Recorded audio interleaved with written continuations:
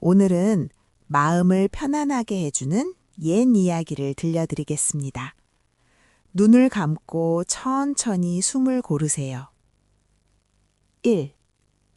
너구리와 만드기의 지혜 대결. 옛날, 아주 먼 옛날, 머리 좋은 아이 만드기가 살았어요. 뒷산 너구리가 자꾸 길손들을 괴롭히자 만드기는 너구리를 골려주기로 했죠. 나그네로 변신해 찾아온 너구리가 "너는 세상에서 뭐가 제일 무섭니?" 라고 묻자 만드기는 떨리는 척하며 대답했어요. "나는 만두가 제일 무서워." 다음 날 아침 너구리는 만드기를 겁주려고 집안에 만두를 산더미처럼 쌓아두었죠. 하지만 만드기는 "아이고 무서워라!" 소리치며 맛있게 만두를 먹어치웠답니다. 화가 난 너구리가 이번엔 밭에 돌을 잔뜩 던져놓자 만드기는 일부러 크게 말했어요. "밭에 돌이 많으니 내년 농사는 대풍년이겠네. 말똥이 없어서 정말 다행이야." 그 말을 믿은 너구리는 돌을 다 치우고 말똥을 잔뜩 뿌려주었죠. 덕분에 만드기네 밭은 아주 좋은 거름이 생겨 풍년이 들었답니다. 2. 늑대의 은혜 갚기. 깊은 산골 가난하지만 효심 깊은 청년이 살았어요. 어느 날 밤 어머니가 갑자기 편찮으시자 청년은 늑대 소굴을 뚫고 의원을 찾아 나섰죠. 길에서 마주친 커다란 늑대 대장에게 청년은 어머니 약만 지어오게 해주면 나중에 나를 잡아먹어도 좋다고 빌었습니다. 그런데 늑대의 상태가 이상했어요. 입을 벌리고 괴로워하고 있었죠. 자세히 보니 목에 가시가 걸려 있었어요. 청년이 가시를 빼주자 늑대는 고맙다는 듯 머리를 숙이고 사라졌습니다. 약을 지어 돌아오는 길, 다른 늑대들이 달려들었지만 늑대 대장이 나타나 청년을 지켜주었답니다. 다음 날 아침 집 앞에는 늑대가 가져다 놓은 산짐승들이 가득 쌓여 있었고 청년은 어머니를 모시고 행복하게 살게 되었어요. 3. 욕심쟁이 부자의 천냥상자. 한양 도성에 엄청난 구두쇠 부자가 살았어요. 평생 남에게 베푼 적 없던 부자가 웬일로 고향 친척들을 큰 잔치에 초대했죠. 하지만 잔치상에 나온 건 묽은 국과 거친 밥뿐이었어요. 친척들이 실망하자 부자는 눈물을 훔치며 광으로 데려갔습니다. 그곳에는 천냥상자가 산더미처럼 쌓여 있었어요. "보십시오. 원래라면 이 돈들이 밖으로 나가서 이자를 벌어와야 하는데 올해는 운이 나빠서 저 상자들이 저렇게 낮잠만 자고 있답니다. 제 팔자가 이리 사나우니 대접이 소홀할 수밖에요." 돈을 쓰기 아까워 돈이 낮잠 잔다는 핑계를 대는 부자의 모습에 친척들은 어이가 없어 혀를 내둘렀답니다. 4. 토끼 가족의 늑대 물리치기. 평화로운 토끼 가족의 집에 굶주린 늑대가 들이닥쳤어요. 아빠 토끼는 가족들을 뒷문으로 피신시키고 혼자 늑대 앞에 섰죠. "나를 먹고 싶으면 먼저 잡아보시지." 아빠 토끼가 늑대를 유인하며 뛰기 시작했어요. 아빠가 지칠 때쯤 엄마 토끼가 튀어나오고 그 다음에는 아기 토끼들이 번갈아 나타나 늑대의 혼을 쏙 빼놓았어요. 늑대는 "토끼가 왜 이렇게 많아?" 하며 헐떡거리다 마지막에 가장 느린 척하는 막내 토끼를 쫓아갔죠. 막내 토끼가 낡은 우물 위를 폴짝 뛰어넘자 힘이 빠진 늑대는 우물 안으로 풍덩 빠지고 말았어요. 늑대는 다신 토끼를 괴롭히지 않겠다고 약속한 뒤에야 겨우 살아나갈 수 있었답니다. 5. 묵을 좋아하는 염냐대왕님. 옛날 한 마을에 눈이 보이지 않는 할머니가 계셨어요. 할머니는 손녀의 손을 잡고 매일매일 염냐대왕 모신 사당을 찾아가 눈을 뜨게 해달라고 빌었죠. 할머니의 정성에 감동한 염냐대왕은 네 정성이 갸륵하니 내 눈 하나를 빌려주마 라며 할머니의 눈을 뜨게 해주셨어요. 정말 눈을 뜬 할머니는 사당 안에 염려대왕 동상에 눈 하나가 없어진 것을 보고 펑펑 울며 감사해했죠. 할머니가 고답하고 싶다고 하자 염려대왕은 웃으며 말했어요. 나는 이곳에서 묵이나 먹으며 쉬는 게 제일 좋단다. 그 후 할머니는 매일 맛있는 묵을 대접했고 마을 사람들은 그분을 묵염야대왕님이라 부르며 정성껏 모셨답니다. 6. 달림 심부름꾼이 된 원숭이. 토끼 형제가 달림에게 줄 떡을 찌고 있었어요. 욕심 많은 원숭이가 속였죠. 나는 달림의 심부름꾼이다. 그 떡을 내가 전달해주마. 원숭이는 떡이 담긴 무거운 절구를 통째로 짊어지고 도망쳤어요. 하지만 귀가 큰 토끼는 원숭이가 혼잣말로 바보 같은 토끼들, 나중에 혼자 다 먹어야지 하는 소리를 다 들었답니다. 토끼들은 원숭이를 쫓아가 원숭이님, 그러다 넘어지면 떡이 흙투성이가 돼요. 화 안 낼 테니 같이 나눠 먹어요. 라고 안심시켰어요. 원숭이가 방심하고 절구를 내려놓는 순간 토끼들이 원숭이 엉덩이를 발로 뻥 찼죠. 원숭이는 산비탈을 구르며 엉덩이가 빨갛게 까졌고 그때부터 원숭이 엉덩이가 빨개졌다고 합니다. 7. 물도깨비가 알려준 신비한 상처약. 유명한 의원이 말을 타고 강을 건너는데 물속에서 초록색 손이 나와 말 다리를 꽉 잡았어요. 깜짝 놀란 의원은 칼을 뽑아 그 손을 베어버렸죠. 집에 돌아와 보니 그것은 물도깨비의 팔이었어요. 그날 밤 팔을 잃은 물도깨비가 찾아와 싹싹 빌었습니다. 발을 돌려주시면 세상에서 제일 나는 상처약 비법을 알려드릴게요. 의원이 팔을 돌려주자 물도깨비는 끈적한 초록색 약을 바르더니 팔을 깜짝같이 붙여버렸어요.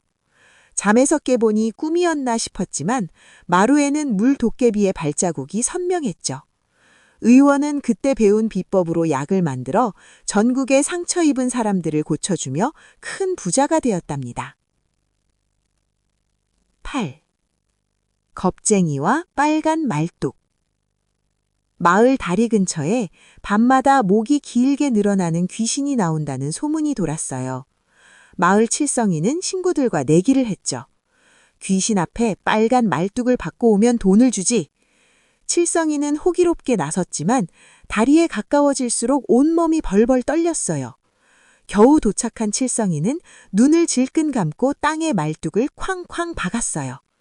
휴, 이제 살았다 하고 도망치려는데 귀신이 옷자락을 잡고 놓아주질 않는 거예요. 사람 살려! 칠성이가 소리를 지르자 사람들이 등불을 들고 달려왔어요. 알고 보니 칠성이가 너무 긴장한 나머지 자기 옷자락 위에 말뚝을 박아버린 것이었답니다. 사람들은 배꼽을 잡고 웃었지요. 9. 미꾸라지를 낚은 두부. 꾀가 많은 방씨가 시장에서 두부 한 모를 사오는데 청년들이 가마솥에 미꾸라지를 넣고 전골을 끓이자 하고 있었어요. 맛있어 보이는 미꾸라지를 본 방씨는 꾀를 냈죠. 이보게들, 내 두부도 같이 좀 익혀도 되겠나? 청년들이 허락하자 방씨는 가마솥에 두부를 넣었어요. 물이 점점 뜨거워지자 미꾸라지들은 뜨거운 물을 피해 차가운 두부 속으로 쏙쏙 파고들었답니다. 방씨는 미꾸라지가 전부 두부 안으로 들어간 걸 확인하고는 아차, 급한 일이 생각났다 하며 두부를 건져 집으로 도망쳤어요. 청년들이 솥구뚱을 열었을 땐 미꾸라지는 한 마리도 없고 물만 끓고 있었답니다.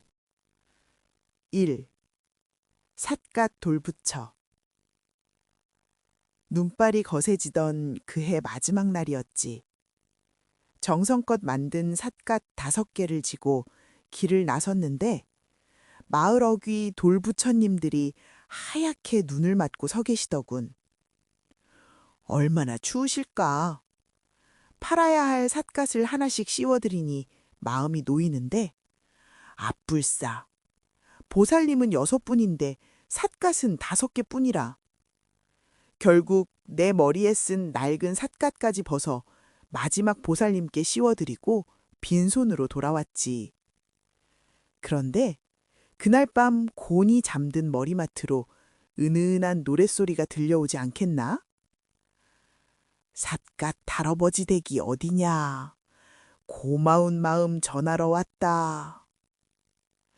문을 열어보니 마당 가득 정월 초하루에 먹을 떡과 고기가 산처럼 쌓여 있고 저 멀리 삿갓을 쓴 보살님들의 뒷모습이 눈길 너머로 사라지고 있었지. 2. 아내가 된 고양이. 성실히 일해도 형편은 나아질 줄 모르고 나이 40이 넘도록 홀로 지내던 내게 유일한 친구는 길가에 버려진 작은 고양이 한 마리였어. 추위에 떨던 녀석을 품에 안고 돌아와 밥을 나눠 먹으며 농담처럼 말했지. 네가 사람이라면 내가 밭일을 나갔을 때 맷돌이라도 좀 돌려줄 텐데. 그런데 다음 날 밭에서 돌아오니 불 꺼진 집안에서 고양이가 앞발로 맷돌을 돌리고 있더군. 녀석은 눈물을 흘리며 사람이 되고 싶다고 말하더니 신령님께 빌러 먼 길을 떠났어. 그리고 달포쯤 지났을까? 거짓말처럼 아름다운 여인이 되어 내게 돌아왔지. 짐승도 은혜를 아는데 사람인 우리는 그 마음을 다하며 살고 있는지 가끔 맷돌 소리를 들으며 생각하곤 해. 3. 말을 구한 까마귀. 절벽 아래로 떨어져 다리가 부러진 어미말 한 마리. 마을 사람들은 늑대가 나타날까 걱정하며 먹이를 갖다 주었지. 어느 날 하늘을 뒤덮은 까마귀 떼가 말의 몸을 쪼기 시작했지. 다들 말이 죽는구나 싶어 안타까워했는데 그게 아니었어. 까마귀들은 말의 상처에 꼬인 벌레들을 하나하나 잡아주고 있었던 거야. 말도 그 마음을 안지 가만히 몸을 맡겼고 얼마 뒤 배가 불러온 말은 까마귀 깃털처럼 새카맣고 늠름한 망아지를 낳았지. 겉모습이 거칠고 못났다고 해서 그 속에 담긴 따뜻함까지 모르는 척하면 안 된다는 걸 그 까마귀 떼가 가르쳐 준 것 같아. 4. 달로 간 퇴끼. 원숭이는 과일을 따오고 여우는 물고기를 잡아왔는데 나는 부드러운 풀밖에 줄 게 없었어. 겨울 들판에 풀 한 폭이 보이지 않는데 어떡하나. 사람으로 다시 태어나고 싶은 간절함에 나는 타오르는 모닥불 앞에서 두 친구에게 부탁했지. 불을 더 지펴주렴. 내게 드릴 게 이 몸뚱이 뿐이란다. 그렇게 불 속으로 뛰어든 마음을 하늘도 가엾게 여기셨는지 나는 이제 뜨거운 불 대신 차가운 달빛 아래서 영원히 행복하게 살게 되었어. 누군가를 위해 나를 온전히 내던지는 그 마음. 그게 진짜 사랑이 아닐까 싶어. 6. 마지막 인사를 놓은 딸. 멀리 시집간 딸아이의 몸이 좋지 않다는 편지를 받고 매일 밤 기도를 올렸지. 어느 날 밤 마당 한쪽에 딸아이가 멍하니 서 있는 거야. 어이구, 잘 왔다. 어서 들어오너라. 딸은 대답도 없이 방으로 들어와 불단 앞에 조용히 절을 하더니 연기처럼 스르르 사라져버렸 말이야. 시집갈 때 입혀보낸 그 고운 옷을 그대로 입은 채로 말이야. 다음 날 아침 딸이 어젯밤 숨을 거두었다는 소식이 들려왔지. 마지막 가는 길에 어미 얼굴 한번 보고 싶어서 그 먼 길을 바람 타고 달려왔던 게야. 말 한마디 못했어도 그 눈빛이 내 가슴엔 평생의 대화로 남았단다. 7. 설중매와 시 한 수. 친자식은 비단옷 입혀 놀게 하고 의입자식인 나에게는 엄동설안의 차가운 냇가에서 물을 씻게 하던 계모 밑에서 자랐지. 손이 빨갛게 얼어 터질 듯 아픈데 마님께서 지나가다 말씀하셨어. 이 추운 날 고생이 많구나. 시를 짓는 자리에 너도 오너라. 화려한 소반 위에 소금을 쌓아 눈을 만들고 소나무를 심은 풍경을 보며 남들은 뻔한 풍류를 울풀 때 나는 내 처지를 노래했지. 하얀 소금밭에 내 눈물 같은 검은 먹물이 스며들더군. 붓을 들어 꾹꾹 눌러 쓴 것은 글자가 아니라 가슴속에 맺혀있던 서러운 응어리들이었어. 아무리 엄동설안이 길다 한들 얼음장 밑으로 흐르는 물소리까지 막을 순 없는 법. 내 안에 가장 차가운 겨울을 스스로 위로한 그날, 내 마음속엔 이미 매화 한 송이가 피어나고 있었단다. 8. 약속의 날. 가난한 두 친구가 3년 뒤에 꼭 다시 만나자고 굳게 약속하며 헤어졌지. 한 친구는 도적이 되어 쫓기다 풍랑을 만나 바다에 가라앉아 버렸어. 하지만 약속한 그날 아침 친구의 눈앞에 그가 나타났지. 자네, 어서 도망치게. 관군들이 자네를 찾고 있어. 그는 쓸쓸히 웃으며 말했어. 약속을 지키러 왔네. 자네 손에 묶이고 싶어서.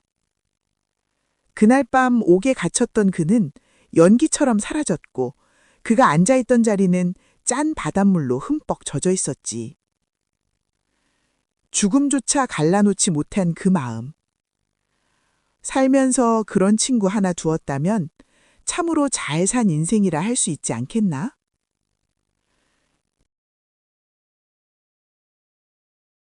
1. 선녀와 나무꾼. 옛날 옛적 어느 마을에 젊은 나무꾼이 혼자 살고 있었습니다.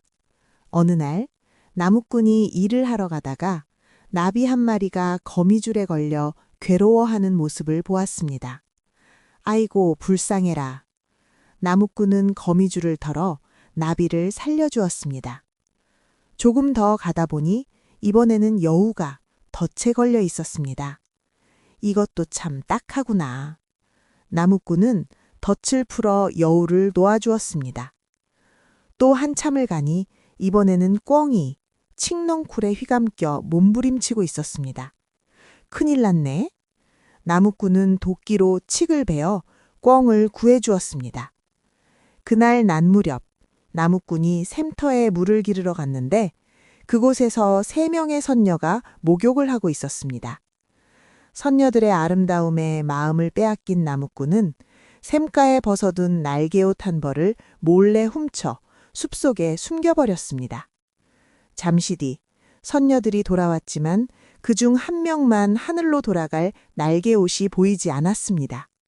두 선녀는 어쩔 수 없이 한 명을 남겨두고 하늘로 올라가 버렸고 남겨진 선녀는 서럽게 울기 시작했습니다. 그 모습을 본 나무꾼은 선녀 앞에 나서서 다정히 달래고 집으로 데려가 함께 살았습니다.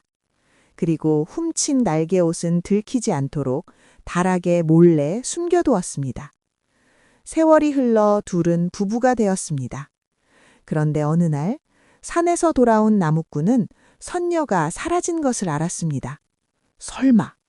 다락에 올라가 보니 숨겨둔 날개옷도 함께 사라져 있었습니다. 낙심한 나무꾼이 방 한가운데를 보니 편지 한 장과 콩 2알이 놓여 있었습니다. 편지에는 이렇게 적혀 있었지요. 하늘의 아버지께서 저를 데리러 오셨습니다. 저를 만나고 싶다면 이 콩을 마당에 심어주세요. 나무꾼이 콩을 마당에 심자 콩줄기가 쑥쑥 자라 한 달도 안 되어 하늘까지 닿았습니다. 기다려! 지금 갈게! 나무꾼은 높은 콩줄기를 타고 하늘로 올라갔습니다. 하지만 하늘은 너무 넓어 길을 잃고 말았습니다. 그때 예전에 살려준 꿩이 날아와 선녀의 집까지 나무꾼을 안내해 주었습니다.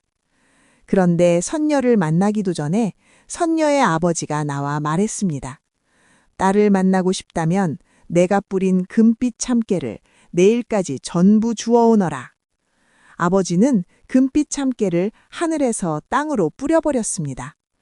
도저히 다 줍는 건 불가능해 보였지요. 그때 예전에 살려준 여우가 나타났습니다.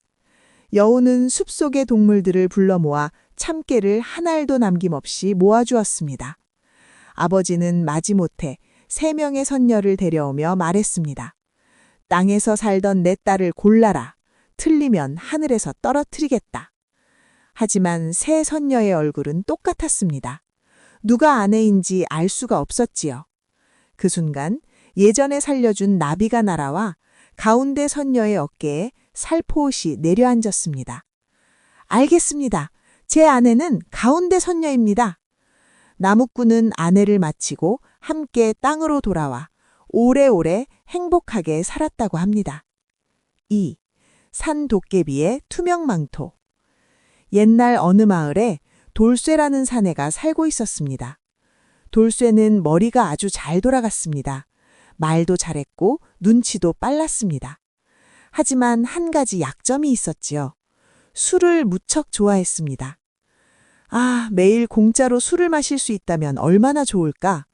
어느 날 돌쇠는 산에 사는 산도깨비 이야기가 떠올랐습니다. 산도깨비에게는 입으면 몸이 보이지 않는 신기한 망토가 있다는 소문이 있었습니다. 돌쇠는 산으로 올라갔습니다. 손에는 불 피울 때 쓰는 대나무 막대기 하나만 들고 갔습니다. 산중턱에 올라 그 막대기를 눈에 대고 마치 망원경처럼 들여다보며 큰 소리로 말했습니다. 이야, 참 잘 보인다. 저 멀리 읍내까지 다 보이네. 그때 어디선가 굵은 목소리가 들렸습니다. 돌쇠야, 그건 그냥 불 피우는 막대기 아니냐? 모습은 보이지 않았지만 산도깨비가 근처에 있었습니다. 돌쇠는 태연하게 말했습니다. 아니지, 이건 멀리 있는 걸 가까이 보게 해주는 보물이야. 산도깨비는 솔깃했습니다. 정말이냐? 나도 좀 보자. 돌쇠는 일부러 망설였습니다. 보여줄 수는 있는데 혹시 도망가면 어쩌지? 산도깨비가 말했습니다.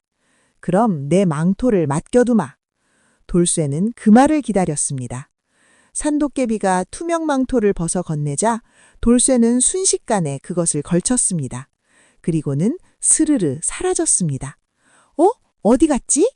산도깨비는 허둥지둥 막대기를 들여다보았지만 아무것도 보이지 않았습니다. 그제야 속은 걸 알았지만 이미 늦었습니다. 돌쇠는 보이지 않는 몸으로 마을 술집으로 향했습니다. 술집에 들어가 사람들 옆에 슬쩍 앉았습니다. 그리고 술을 1잔, 2잔 마셨습니다. 술병이 혼자 움직이고 잔이 공중에 떠오르자 사람들은 기겁했습니다. 귀신이다! 마을은 한바탕 난리가 났습니다. 돌쇠는 배불리 술을 마시고 집으로 돌아왔습니다. 그런데 다음 날 아침 망토가 보이지 않았습니다. 아내가 아무렇지 않게 말했습니다. 그 낡은 망토? 더러워 보여서 아궁이에 넣어 태워버렸어요. 돌쇠는 깜짝 놀라 아궁이 재를 뒤졌습니다. 그리고 재를 손에 묻혀보니 손끝이 사라졌습니다. 오! 재가 되어도 힘이 남아있네. 돌쇠는 온몸에 재를 바르고 또다시 술집으로 갔습니다. 하지만 한 군데, 눈에는 재를 바르지 않았습니다. 술집 사람들이 갑자기 소리쳤습니다. 눈알이 공중에 떠 있다! 사람들은 물을 끼얹었습니다. 재가 씻겨 내려가며 돌쇠의 몸이 드러났습니다. 그날 돌쇠는 물에 흠뻑 젖은 채 도망쳐 나와야 했습니다. 그 뒤로는 다시는 산도깨비를 속이려 하지 않았다고 합니다. 끝까지 들어주셔서 감사합니다. 편안한 밤 되세요. 오늘은 마음을 편안하게 해주는 옛 이야기를 들려드리겠습니다. 눈을 감고 천천히 숨을 고르세요. 1. 너구리와 만드기의 지혜 대결. 옛날, 아주 먼 옛날, 머리 좋은 아이 만드기가 살았어요. 뒷산 너구리가 자꾸 길손들을 괴롭히자 만드기는 너구리를 골려주기로 했죠. 나그네로 변신해 찾아온 너구리가 너는 세상에서 뭐가 제일 무섭니? 라고 묻자 만드기는 떨리는 척하며 대답했어요. 나는 만두가 제일 무서워. 다음 날 아침 너구리는 만드기를 겁주려고 집안에 만두를 산더미처럼 쌓아두었죠. 하지만 만드기는 아이고 무서워라 소리치며 맛있게 만두를 먹어치웠답니다. 화가 난 너구리가 이번엔 밭에 돌을 잔뜩 던져놓자 만드기는 일부러 크게 말했어요.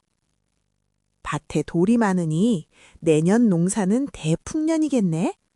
말똥이 없어서 정말 다행이야. 그 말을 믿은 너구리는 돌을 다 치우고 말똥을 잔뜩 뿌려주었죠. 덕분에 만드기네 밭은 아주 좋은 거름이 생겨 풍년이 들었답니다. 2. 늑대의 은혜 갚기. 깊은 산골 가난하지만 효심 깊은 청년이 살았어요. 어느 날 밤 어머니가 갑자기 편찮으시자 청년은 늑대 소굴을 뚫고 의원을 찾아 나섰죠. 길에서 마주친 커다란 늑대 대장에게 청년은 어머니 약만 지어오게 해주면 나중에 나를 잡아먹어도 좋다고 빌었습니다. 그런데 늑대의 상태가 이상했어요.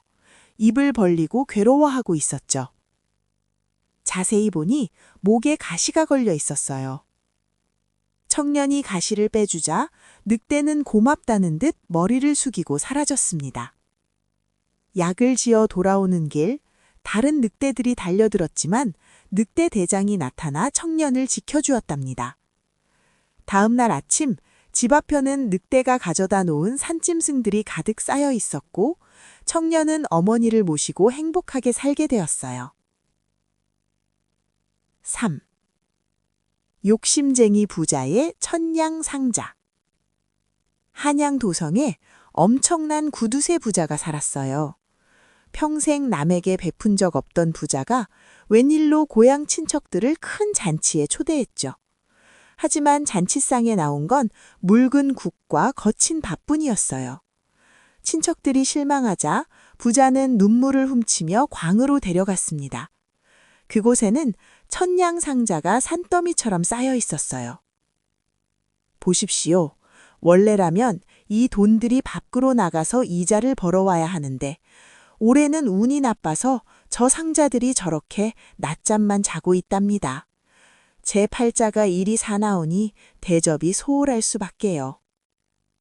돈을 쓰기 아까워 돈이 낮잠 잔다는 핑계를 대는 부자의 모습에 친척들은 어이가 없어 혀를 내둘렀답니다. 4. 토끼 가족의 늑대 물리치기. 평화로운 토끼 가족의 집에 굶주린 늑대가 들이닥쳤어요. 아빠 토끼는 가족들을 뒷문으로 피신시키고 혼자 늑대 앞에 섰죠. 나를 먹고 싶으면 먼저 잡아보시지. 아빠 토끼가 늑대를 유인하며 뛰기 시작했어요. 아빠가 지칠 때쯤 엄마 토끼가 튀어나오고 그 다음에는 아기 토끼들이 번갈아 나타나 늑대의 혼을 쏙 빼놓았어요. 늑대는 토끼가 왜 이렇게 많아? 하며 헐떡거리다 마지막에 가장 느린 척하는 막내 토끼를 쫓아갔죠. 막내 토끼가 낡은 우물 위를 폴짝 뛰어넘자 힘이 빠진 늑대는 우물 안으로 풍덩 빠지고 말았어요. 늑대는 다신 토끼를 괴롭히지 않겠다고 약속한 뒤에야 겨우 살아나갈 수 있었답니다. 5. 묵을 좋아하는 염냐대왕님. 옛날 한 마을에 눈이 보이지 않는 할머니가 계셨어요. 할머니는 손녀의 손을 잡고 매일매일 염냐대왕 모신 사당을 찾아가 눈을 뜨게 해달라고 빌었죠. 할머니의 정성에 감동한 염냐대왕은 네 정성이 갸륵하니 내 눈 하나를 빌려주마 라며 할머니의 눈을 뜨게 해주셨어요. 정말 눈을 뜬 할머니는 사당 안에 염냐대왕 동상에 눈 하나가 없어진 것을 보고 펑펑 울며 감사해했죠. 할머니가 고답하고 싶다고 하자 염냐대왕은 웃으며 말했어요. 나는 이곳에서 묵이나 먹으며 쉬는 게 제일 좋단다. 그 후 할머니는 매일 맛있는 묵을 대접했고 마을 사람들은 그분을 묵염야대왕님이라 부르며 정성껏 모셨답니다. 6. 달림 심부름꾼이 된 원숭이. 토끼 형제가 달림에게 줄 떡을 찌고 있었어요. 욕심 많은 원숭이가 속였죠. 나는 달림의 심부름꾼이다. 그 떡을 내가 전달해 주마. 원숭이는 떡이 담긴 무거운 절구를 통째로 짊어지고 도망쳤어요.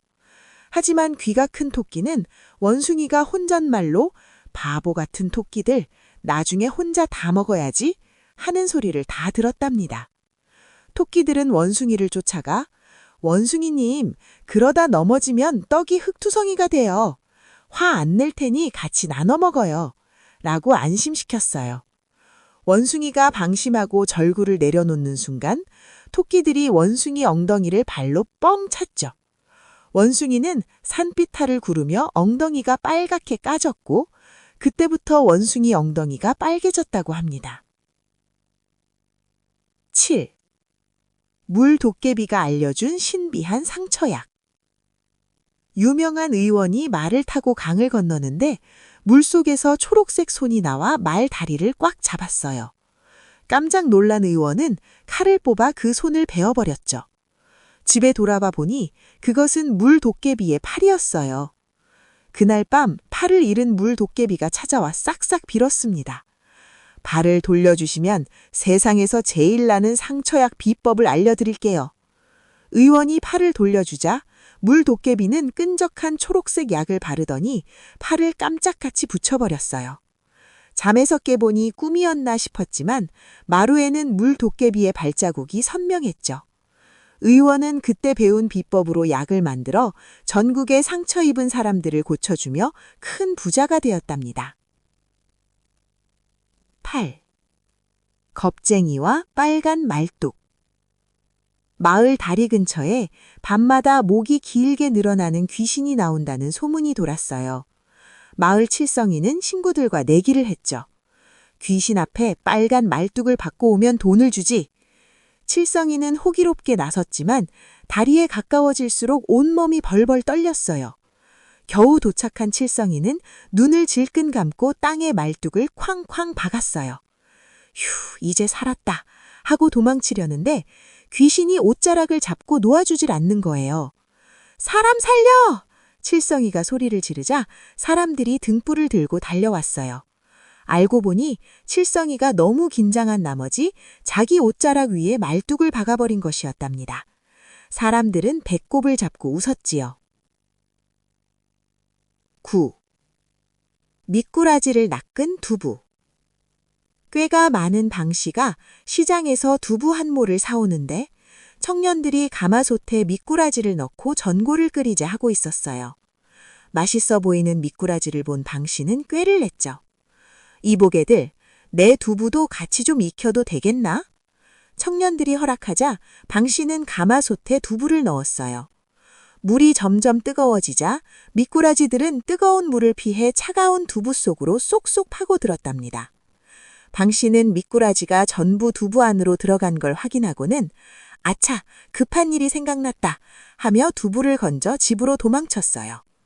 청년들이 솥구뚱을 열었을 땐 미꾸라지는 한 마리도 없고 물만 끓고 있었답니다. 1. 삿갓 돌부처. 눈발이 거세지던 그해 마지막 날이었지. 정성껏 만든 삿갓 5개를 지고 길을 나섰는데 마을 어귀 돌부처님들이 하얗게 눈을 맞고 서 계시더군. 얼마나 추우실까. 팔아야 할 삿갓을 하나씩 씌워드리니 마음이 놓이는데 앞불싸. 보살님은 6분인데 삿갓은 5개뿐이라. 결국 내 머리에 쓴 낡은 삿갓까지 벗어 마지막 보살님께 씌워드리고 빈손으로 돌아왔지. 그런데 그날 밤 곤히 잠든 머리맡으로 은은한 노랫소리가 들려오지 않겠나? 삿갓 할아버지 댁이 어디냐? 고마운 마음 전하러 왔다. 문을 열어보니 마당 가득 정월 초하루에 먹을 떡과 고기가 산처럼 쌓여 있고 저 멀리 삿갓을 쓴 보살님들의 뒷모습이 눈길 너머로 사라지고 있었지. 2. 아내가 된 고양이. 성실히 일해도 형편은 나아질 줄 모르고 나이 40이 넘도록 홀로 지내던 내게 유일한 친구는 길가에 버려진 작은 고양이 한 마리였어. 추위에 떨던 녀석을 품에 안고 돌아와 밥을 나눠 먹으며 농담처럼 말했지. 네가 사람이라면 내가 밭일을 나갔을 때 맷돌이라도 좀 돌려줄 텐데. 그런데 다음 날 밭에서 돌아오니 불 꺼진 집안에서 고양이가 앞발로 맷돌을 돌리고 있더군. 녀석은 눈물을 흘리며 사람이 되고 싶다고 말하더니 신령님께 빌러 먼 길을 떠났어. 그리고 달포쯤 지났을까? 거짓말처럼 아름다운 여인이 되어 내게 돌아왔지. 짐승도 은혜를 아는데 사람인 우리는 그 마음을 다하며 살고 있는지 가끔 맷돌 소리를 들으며 생각하곤 해. 3. 말을 구한 까마귀. 절벽 아래로 떨어져 다리가 부러진 어미말 한 마리. 마을 사람들은 늑대가 나타날까 걱정하며 먹이를 갖다 주었지. 어느 날 하늘을 뒤덮은 까마귀 떼가 말의 몸을 쪼기 시작했지. 다들 말이 죽는구나 싶어 안타까워했는데 그게 아니었어. 까마귀들은 말의 상처에 꼬인 벌레들을 하나하나 잡아주고 있었던 거야. 말도 그 마음을 안지 가만히 몸을 맡겼고 얼마 뒤 배가 불러온 말은 까마귀 깃털처럼 새카맣고 늠름한 망아지를 낳았지. 겉모습이 거칠고 못났다고 해서 그 속에 담긴 따뜻함까지 모르는 척하면 안 된다는 걸 그 까마귀 떼가 가르쳐 준 것 같아. 4. 달로 간 퇴끼. 원숭이는 과일을 까오고 여우는 물고기를 잡아왔는데 나는 부드러운 풀밖에 줄 게 없었어. 겨울 들판에 풀 한 폭이 보이지 않는데 어떡하나. 사람으로 다시 태어나고 싶은 간절함에 나는 타오르는 모닥불 앞에서 두 친구에게 부탁했지. 불을 더 지펴주렴. 내게 드릴 게 이 몸뚱이뿐이란다. 그렇게 불 속으로 뛰어든 마음을 하늘도 가엾게 여기셨는지 나는 이제 뜨거운 불 대신 차가운 달빛 아래서 영원히 행복하게 살게 되었어. 누군가를 위해 나를 온전히 내던지는 그 마음. 그게 진짜 사랑이 아닐까 싶어. 6. 마지막 인사를 놓은 딸. 멀리 시집간 딸아이의 몸이 좋지 않다는 편지를 받고 매일 밤 기도를 올렸지. 어느 날 밤 마당 한쪽에 딸아이가 멍하니 서 있는 거야. 어이구, 잘 왔다. 어서 들어오너라. 딸은 대답도 없이 방으로 들어와 불단 앞에 조용히 절을 하더니 연기처럼 스르르 사라져버렸 말이야. 시집갈 때 입혀보낸 그 고운 옷을 그대로 입은 채로 말이야. 다음 날 아침 딸이 어젯밤 숨을 거두었다는 소식이 들려왔지. 마지막 가는 길에 어미 얼굴 한번 보고 싶어서 그 먼 길을 바람 타고 달려왔던 게야. 말 한마디 못했어도 그 눈빛이 내 가슴엔 평생의 대화로 남았단다. 7. 설중매와 시 한 수. 친자식은 비단 옷 입혀 놀게 하고 의입자식인 나에게는 엄동설 안의 차가운 냇가에서 물을 씻게 하던 계모 밑에서 자랐지. 손이 빨갛게 얼어 터질 듯 아픈데 마님께서 지나가다 말씀하셨어. 이 추운 날 고생이 많구나. 시를 짓는 자리에 너도 오너라. 화려한 소반 위에 소금을 쌓아 눈을 만들고 소나무를 심은 풍경을 보며 남들은 뻔한 풍류를 울풀 때 나는 내 처지를 노래했지. 하얀 소금밭에 내 눈물 같은 검은 먹물이 스며들더군. 붓을 들어 꾹꾹 눌러 쓴 것은 글자가 아니라 가슴 속에 맺혀 있던 서러운 응어리들이었어. 아무리 엄동설한이 길다 한들 얼음장 밑으로 흐르는 물소리까지 막을 순 없는 법. 내 안에 가장 차가운 겨울을 스스로 위로한 그날, 내 마음속엔 이미 매화 한 송이가 피어나고 있었단다. 8. 약속의 날. 가난한 두 친구가 3년 뒤에 꼭 다시 만나자고 굳게 약속하며 헤어졌지. 한 친구는 도적이 되어 쫓기다 풍랑을 만나 바다에 가라앉아 버렸어. 하지만 약속한 그날 아침 친구의 눈앞에 그가 나타났지. 자네, 어서 도망치게. 관군들이 자네를 찾고 있어. 그는 쓸쓸히 웃으며 말했어. 약속을 지키러 왔네. 자네 손에 묶이고 싶어서. 그날 밤 옥에 갇혔던 그는 연기처럼 사라졌고 그가 앉아있던 자리는 짠 바닷물로 흠뻑 젖어 있었지. 죽음조차 갈라놓지 못한 그 마음.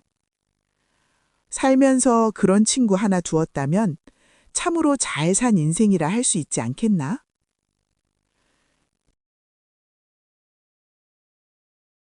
1. 선녀와 나무꾼. 옛날 옛적 어느 마을에 젊은 나무꾼이 혼자 살고 있었습니다.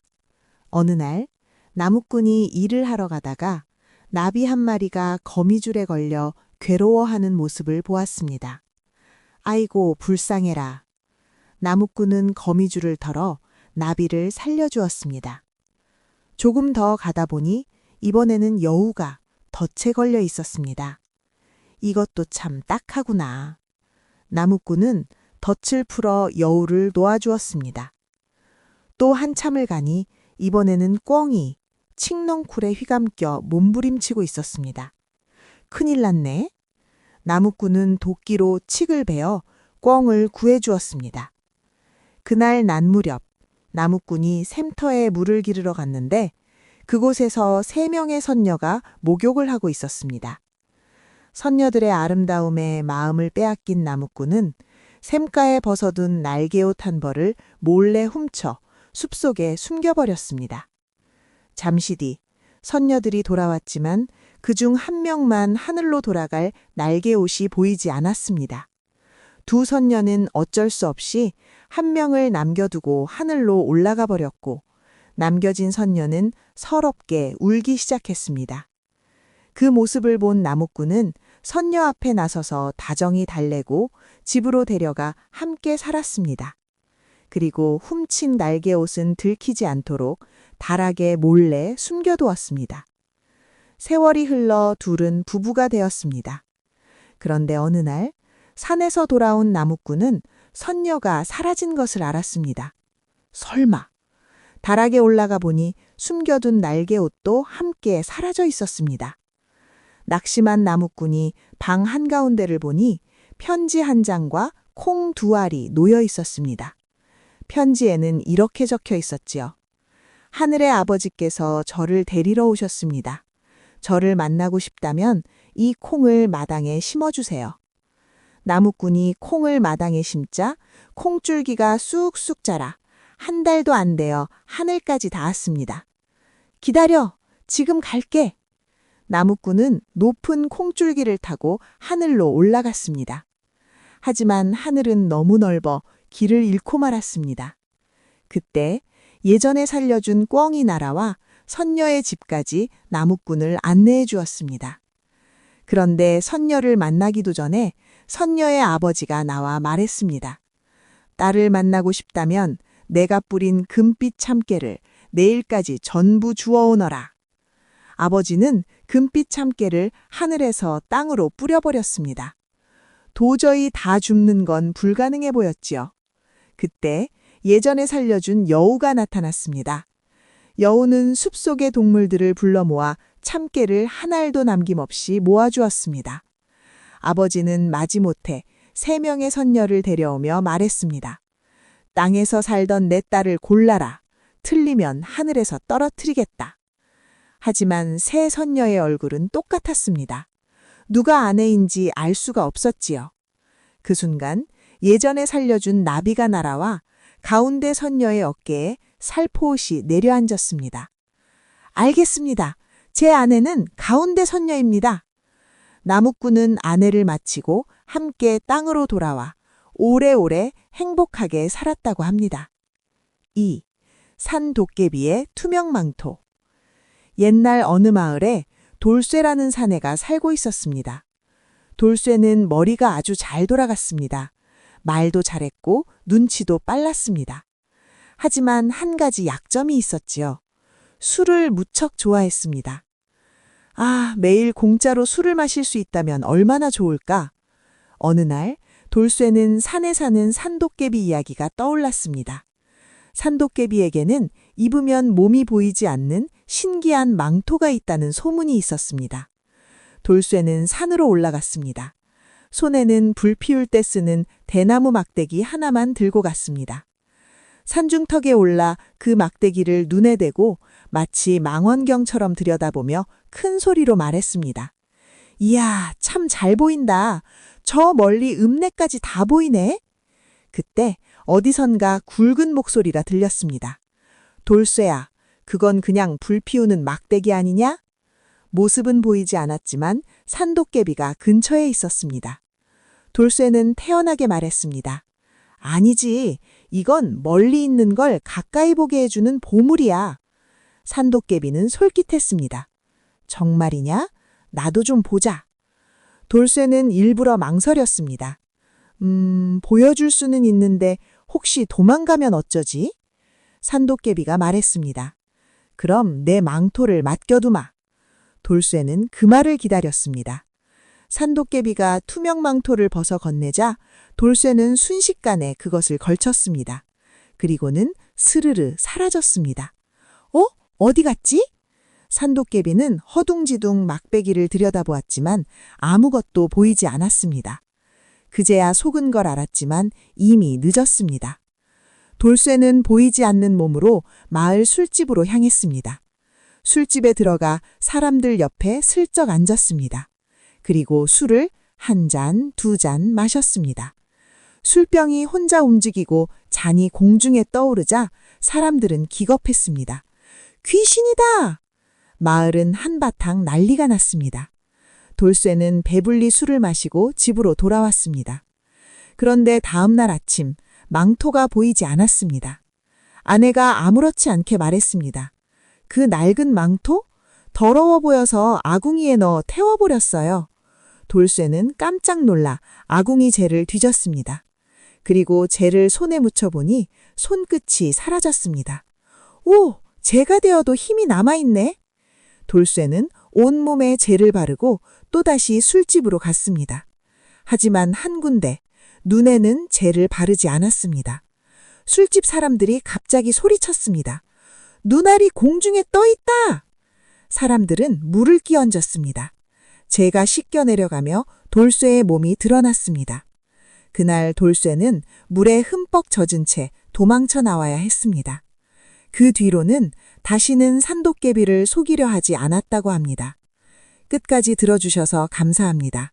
편안한 밤 되세요. 오늘은 마음을 편안하게 해주는 옛 이야기를 들려드리겠습니다. 눈을 감고 천천히 숨을 고르세요. 1. 너구리와 만드기의 지혜 대결. 옛날, 아주 먼 옛날, 머리 좋은 아이 만드기가 살았어요. 뒷산 너구리가 자꾸 길손들을 괴롭히자 만드기는 너구리를 골려주기로 했죠.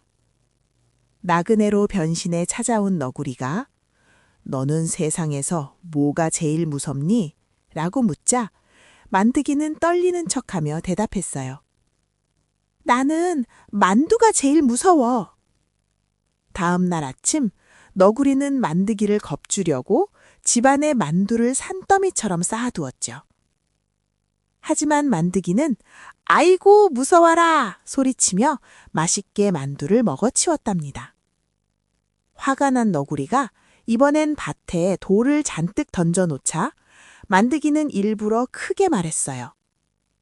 밭에 돌이 많으니 내년 농사는 대풍년이겠네. 말똥이 없어서 정말 다행이야. 그 말을 믿은 너구리는 돌을 다 치우고 말똥을 잔뜩 뿌려주었죠. 덕분에 만드기네 밭은 아주 좋은 거름이 생겨 풍년이 들었답니다. 2. 늑대의 은혜 갚기. 깊은 산골 가난하지만 효심 깊은 청년이 살았어요. 어느 날 밤 어머니가 갑자기 편찮으시자 청년은 늑대 소굴을 뚫고 의원을 찾아 나섰죠. 길에서 마주친 커다란 늑대 대장에게 청년은 어머니 약만 지어오게 해주면 나중에 나를 잡아먹어도 좋다고 빌었습니다. 그런데 늑대의 상태가 이상했어요. 입을 벌리고 괴로워하고 있었죠. 자세히 보니 목에 가시가 걸려 있었어요. 청년이 가시를 빼주자 늑대는 고맙다는 듯 머리를 숙이고 사라졌습니다. 약을 지어 돌아오는 길, 다른 늑대들이 달려들었지만 늑대 대장이 나타나 청년을 지켜주었답니다. 다음 날 아침, 집 앞에는 늑대가 가져다 놓은 산짐승들이 가득 쌓여 있었고 청년은 어머니를 모시고 행복하게 살게 되었어요. 3. 욕심쟁이 부자의 천냥상자. 한양 도성에 엄청난 구두쇠 부자가 살았어요. 평생 남에게 베푼 적 없던 부자가 웬일로 고향 친척들을 큰 잔치에 초대했죠. 하지만 잔치상에 나온 건 묽은 국과 거친 밥뿐이었어요. 친척들이 실망하자 부자는 눈물을 훔치며 광으로 데려갔습니다. 그곳에는 천냥상자가 산더미처럼 쌓여 있었어요. 보십시오. 원래라면 이 돈들이 밖으로 나가서 이자를 벌어와야 하는데 올해는 운이 나빠서 저 상자들이 저렇게 낮잠만 자고 있답니다. 제 팔자가 이리 사나우니 대접이 소홀할 수밖에요.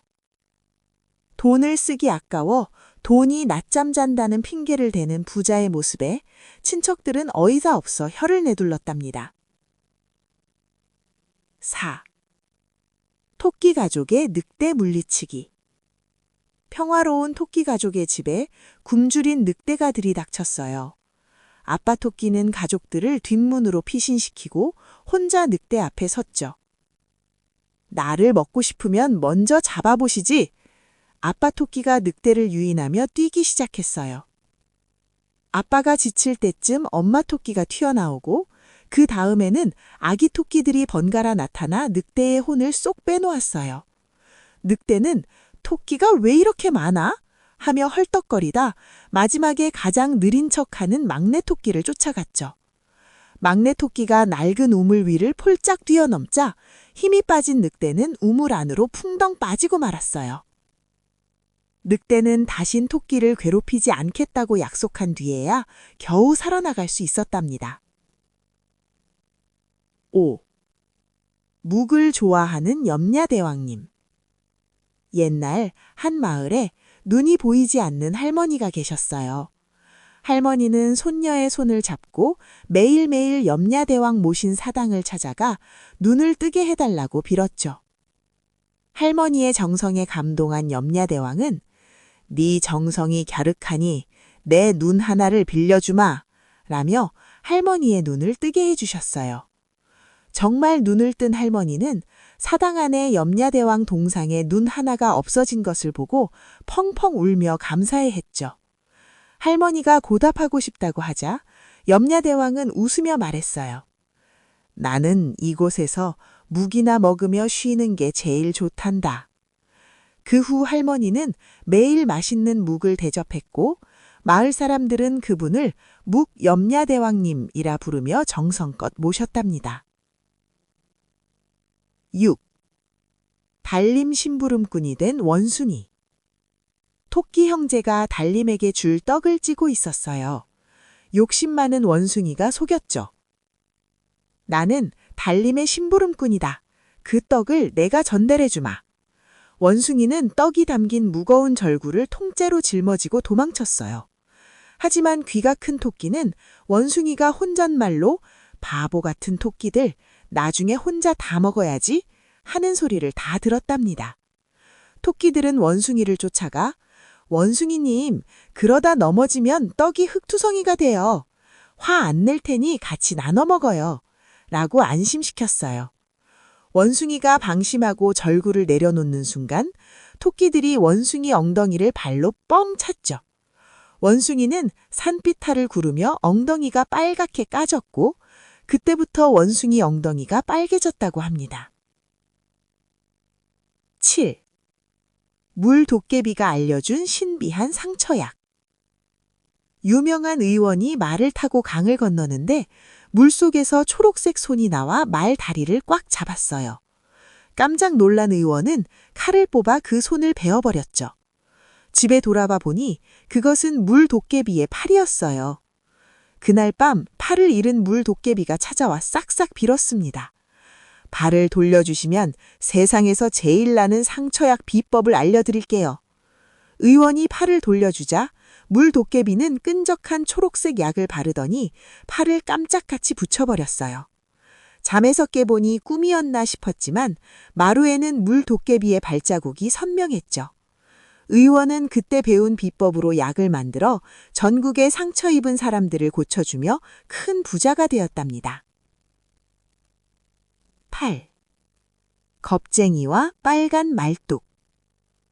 마을 다리 근처에 밤마다 목이 길게 늘어나는 귀신이 나온다는 소문이 돌았어요. 마을 칠성이는 친구들과 내기를 했죠.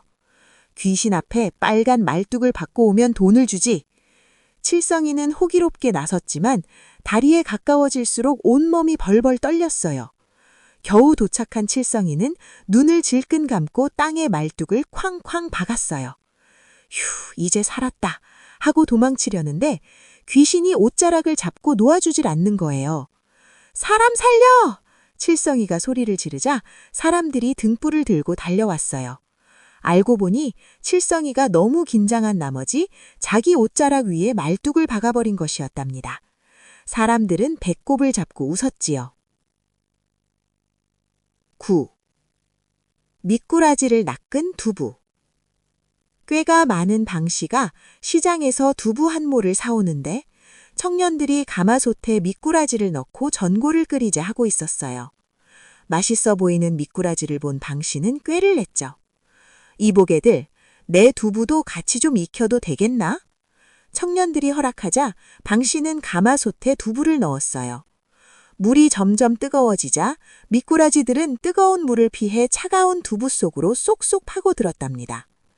방씨는 미꾸라지가 전부 두부 안으로 들어간 걸 확인하고는 아차, 급한 일이 생각났다 하며 두부를 건져 집으로 도망쳤어요. 청년들이 솥구뚱을 열었을 땐 미꾸라지는 한 마리도 없고 물만 끓고 있었답니다. 1. 삿갓 돌부처. 눈발이 거세지던 그해 마지막 날이었지. 정성껏 만든 삿갓 5개를 지고 길을 나섰는데 마을 어귀 돌부처님들이 하얗게 눈을 맞고 서 계시더군. 얼마나 추우실까. 팔아야 할 삿갓을 하나씩 씌워드리니 마음이 놓이는데 앞불싸. 보살님은 6분인데 삿갓은 5개뿐이라. 결국 내 머리에 쓴 낡은 삿갓까지 벗어 마지막 보살님께 씌워드리고 빈손으로 돌아왔지. 그런데 그날 밤 곤히 잠든 머리맡으로 은은한 노랫소리가 들려오지 않겠나? 삿갓 할아버지 댁이 어디냐? 고마운 마음 전하러 왔다.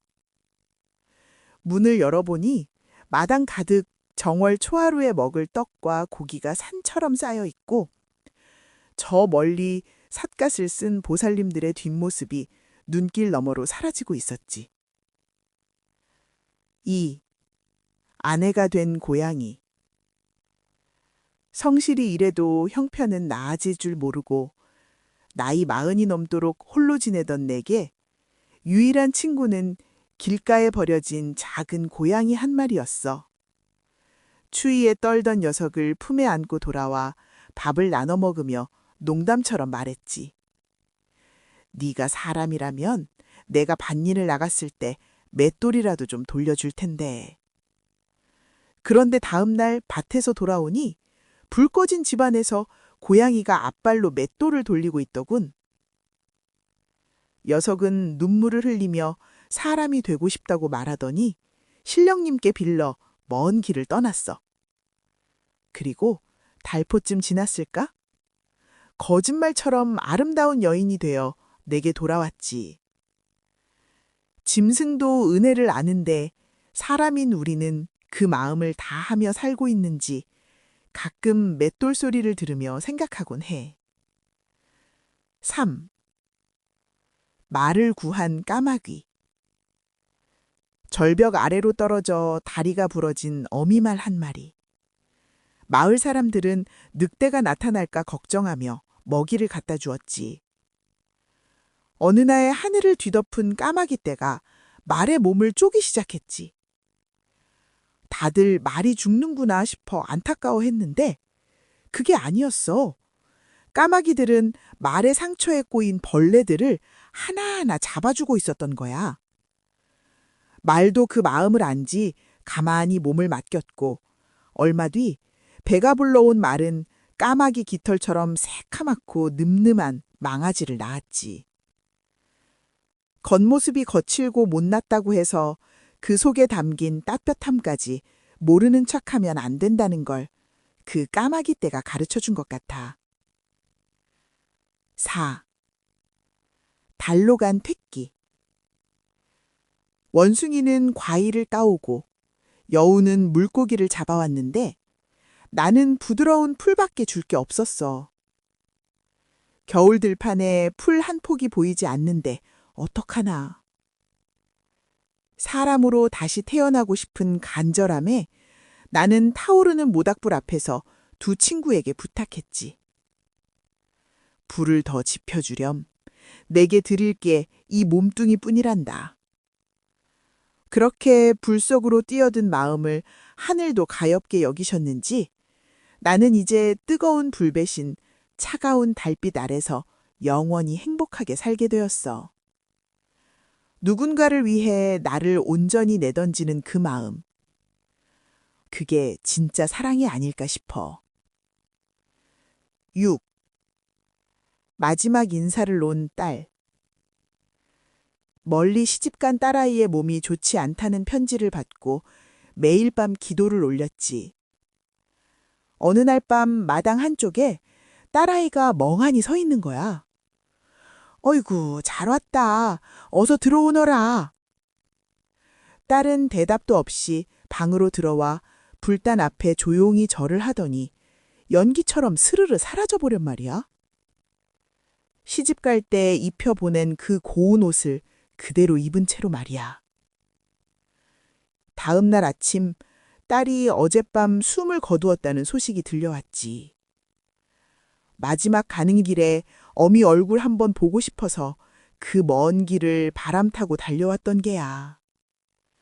말 한마디 못했어도 그 눈빛이 내 가슴엔 평생의 대화로 남았단다. 7. 설중매와 시 한 수.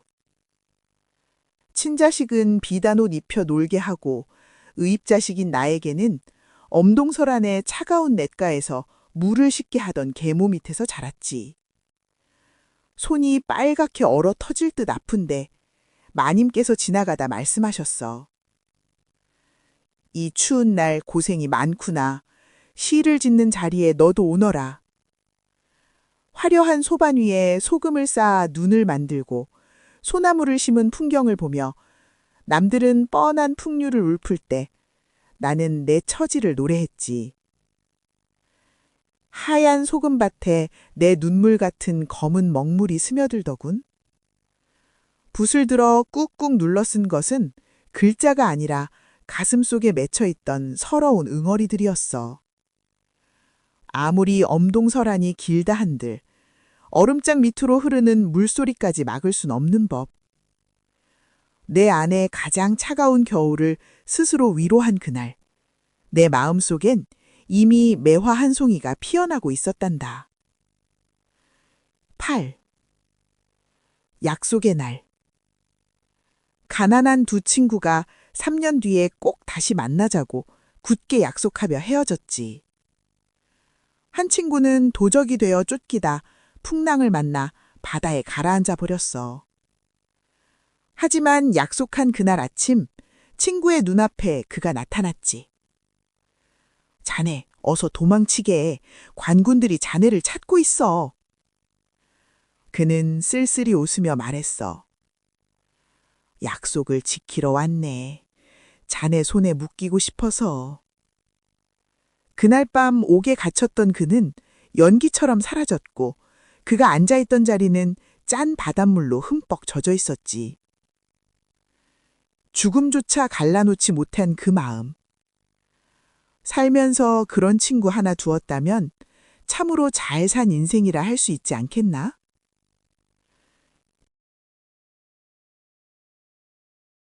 1.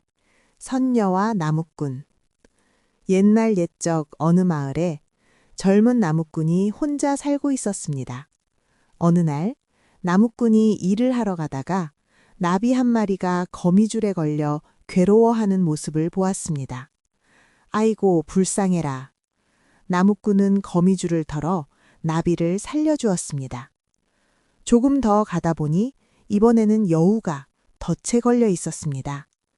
이것도 참 딱하구나. 나무꾼은 덫을 풀어 여우를 놓아주었습니다. 또 한참을 가니 이번에는 꿩이 칡넝쿨에 휘감겨 몸부림치고 있었습니다. 큰일 났네.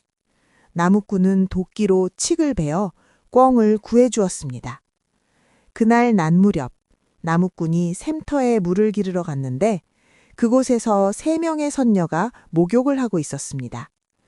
선녀들의 아름다움에 마음을 빼앗긴 나무꾼은 샘가에 벗어둔 날개옷 한 벌을 몰래 훔쳐 숲속에 숨겨버렸습니다.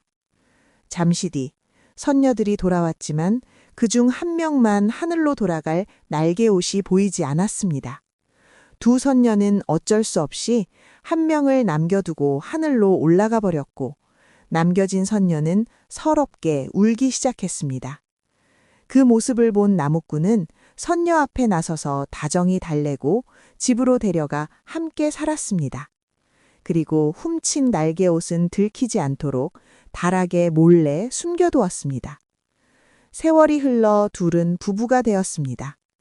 그런데 어느 날 산에서 돌아온 나무꾼은 선녀가 사라진 것을 알았습니다. 설마. 다락에 올라가 보니 숨겨둔 날개옷도 함께 사라져 있었습니다. 낙심한 나무꾼이 방 한가운데를 보니 편지 한 장과 콩 2알이 놓여 있었습니다. 편지에는 이렇게 적혀 있었지요. 하늘의 아버지께서 저를 데리러 오셨습니다. 저를 만나고 싶다면 이 콩을 마당에 심어주세요. 나무꾼이 콩을 마당에 심자 콩줄기가 쑥쑥 자라 한 달도 안 되어 하늘까지 닿았습니다. 기다려, 지금 갈게. 나무꾼은 높은 콩줄기를 타고 하늘로 올라갔습니다. 하지만 하늘은 너무 넓어 길을 잃고 말았습니다. 그때 예전에 살려준 꿩이 날아와 선녀의 집까지 나무꾼을 안내해 주었습니다. 그런데 선녀를 만나기도 전에 선녀의 아버지가 나와 말했습니다. 딸을 만나고 싶다면 내가 뿌린 금빛 참깨를 내일까지 전부 주워오너라. 아버지는 금빛 참깨를 하늘에서 땅으로 뿌려버렸습니다. 도저히 다 줍는 건 불가능해 보였지요. 그때 예전에 살려준 여우가 나타났습니다. 여우는 숲속의 동물들을 불러 모아 참깨를 한 알도 남김없이 모아주었습니다. 아버지는 마지못해 3명의 선녀를 데려오며 말했습니다. 땅에서 살던 내 딸을 골라라. 틀리면 하늘에서 떨어뜨리겠다. 하지만 세 선녀의 얼굴은 똑같았습니다. 누가 아내인지 알 수가 없었지요. 그 순간 예전에 살려준 나비가 날아와 가운데 선녀의 어깨에 살포옷이 내려앉았습니다. 알겠습니다. 제 아내는 가운데 선녀입니다. 나무꾼은 아내를 마치고 함께 땅으로 돌아와 오래오래 행복하게 살았다고 합니다. 2. 산도깨비의 투명망토. 옛날 어느 마을에 돌쇠라는 사내가 살고 있었습니다. 돌쇠는 머리가 아주 잘 돌아갔습니다. 말도 잘했고 눈치도 빨랐습니다. 하지만 한 가지 약점이 있었지요. 술을 무척 좋아했습니다. 아, 매일 공짜로 술을 마실 수 있다면 얼마나 좋을까? 어느 날 돌쇠는 산에 사는 산도깨비 이야기가 떠올랐습니다. 산도깨비에게는 입으면 몸이 보이지 않는 신기한 망토가 있다는 소문이 있었습니다. 돌쇠는 산으로 올라갔습니다. 손에는 불 피울 때 쓰는 대나무 막대기 하나만 들고 갔습니다. 산중턱에 올라 그 막대기를 눈에 대고 마치 망원경처럼 들여다보며 큰 소리로 말했습니다. 이야, 참 잘 보인다. 저 멀리 읍내까지 다 보이네. 그때 어디선가 굵은 목소리가 들렸습니다. 돌쇠야, 그건 그냥 불 피우는 막대기 아니냐? 모습은 보이지 않았지만 산도깨비가 근처에 있었습니다. 돌쇠는 태연하게 말했습니다. 아니지, 이건 멀리 있는 걸 가까이 보게 해주는 보물이야. 산도깨비는 솔깃했습니다. 정말이냐? 나도 좀 보자. 돌쇠는 일부러 망설였습니다. 보여줄 수는 있는데 혹시 도망가면 어쩌지? 산도깨비가 말했습니다. 그럼 내 망토를 맡겨두마. 돌쇠는 그 말을 기다렸습니다. 산도깨비가 투명 망토를 벗어 건네자 돌쇠는 순식간에 그것을 걸쳤습니다. 그리고는 스르르 사라졌습니다. 어디 갔지? 산도깨비는 허둥지둥 막대기를 들여다보았지만 아무것도 보이지 않았습니다. 그제야 속은 걸 알았지만 이미 늦었습니다. 돌쇠는 보이지 않는 몸으로 마을 술집으로 향했습니다. 술집에 들어가 사람들 옆에 슬쩍 앉았습니다. 그리고 술을 한 잔, 두 잔 마셨습니다. 술병이 혼자 움직이고 잔이 공중에 떠오르자 사람들은 기겁했습니다. 귀신이다! 마을은 한바탕 난리가 났습니다. 돌쇠는 배불리 술을 마시고 집으로 돌아왔습니다. 그런데 다음 날 아침 망토가 보이지 않았습니다. 아내가 아무렇지 않게 말했습니다. 그 낡은 망토? 더러워 보여서 아궁이에 넣어 태워버렸어요. 돌쇠는 깜짝 놀라 아궁이 재를 뒤졌습니다. 그리고 재를 손에 묻혀보니 손끝이 사라졌습니다. 오! 재가 되어도 힘이 남아있네. 돌쇠는 온몸에 재를 바르고 또다시 술집으로 갔습니다. 하지만 한 군데, 눈에는 재를 바르지 않았습니다. 술집 사람들이 갑자기 소리쳤습니다. 눈알이 공중에 떠 있다! 사람들은 물을 끼얹었습니다. 재가 씻겨 내려가며 돌쇠의 몸이 드러났습니다. 그날 돌쇠는 물에 흠뻑 젖은 채 도망쳐 나와야 했습니다. 그 뒤로는 다시는 산도깨비를 속이려 하지 않았다고 합니다. 끝까지 들어주셔서 감사합니다. 편안한 밤 되세요.